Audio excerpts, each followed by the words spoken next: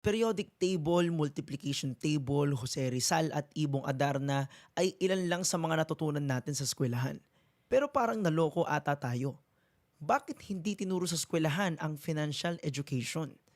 I don't want a nation of thinkers, I want a nation of workers.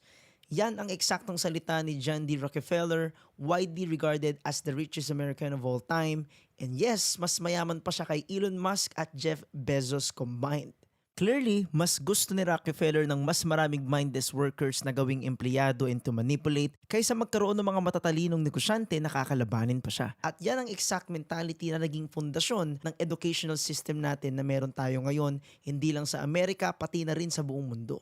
Ito yung sistema na dinesign para makondisyon ang mga estudyante sa murang edad pa lang to sit down, shut up, and to do as they're told. At para mag-perform ng mga paulit-ulit na gawain sa loob ng 8 hours every single day. Pamilyar ba? Kung oo, yan kasi yung mismong programming na tinuro sa atin bata pa lang tayo para pagdating sa tamang edad na kaya na natin magtrabaho, sanay na tayo.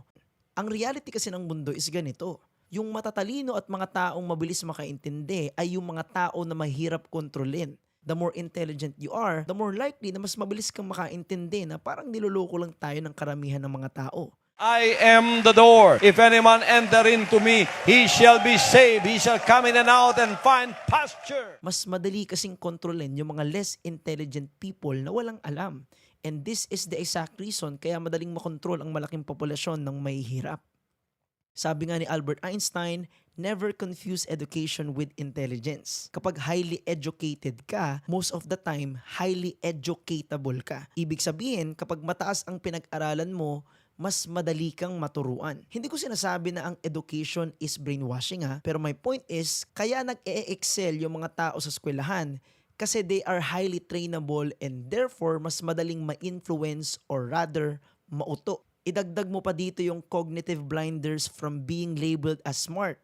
Believing na, ay matalino ako, hindi ako maluloko. Kaya wag ka rin magtaka na ito yung exact reason kaya yung mga universities natin ay nagiging robotic production line na ngayon. Kasi yun ang exact goal nila, to create mindless people na madaling kontrolin. Your behaviors, you don't realize it, but you are being programmed. It was unintentional. But now you got to decide how much you're willing to give up. How much of your intellectual independence. And don't think, oh yeah, not me, I'm fucking genius, I'm at Stanford. You're probably the most likely to fucking fall for it. Because you were fucking checkboxing your whole goddamn life. No offense, guys.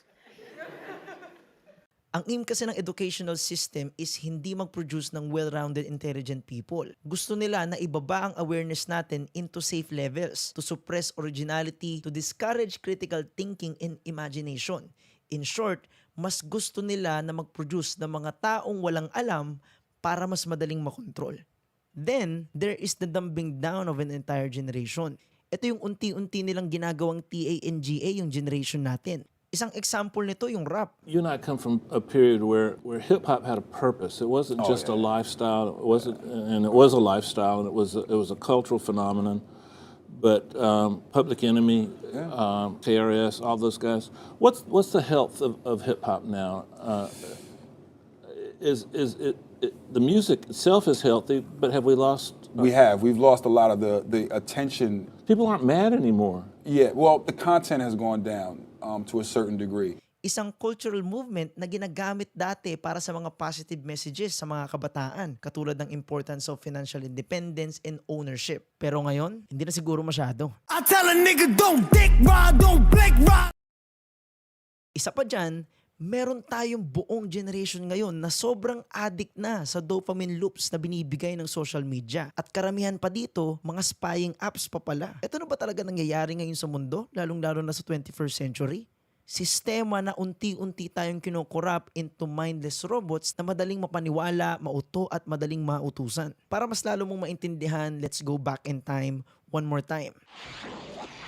Noong 1902, ginawa ang General Education Board after mag-donate ni John D. Rockefeller ng up to 180 million to fund the GEB. Now, ang layunin ng GEB is para mag-provide ng major funding sa mga schools across America para magturo sa majority ng tao. At since sobrang naging successful to at influential, ito na yung mga ginaya ng karamihan ng mga bansa which now leads to the current educational system we have right now. Ngayon, para sagutin ang tanong, bakit hindi tinuturo ang financial education sa school? Para mas maintindihan mo, gusto kong tapusin ang video na to sa isang quote mula kay Frederick Gates, isa sa business advisor na Rockefeller at isang prominent member ng GEB.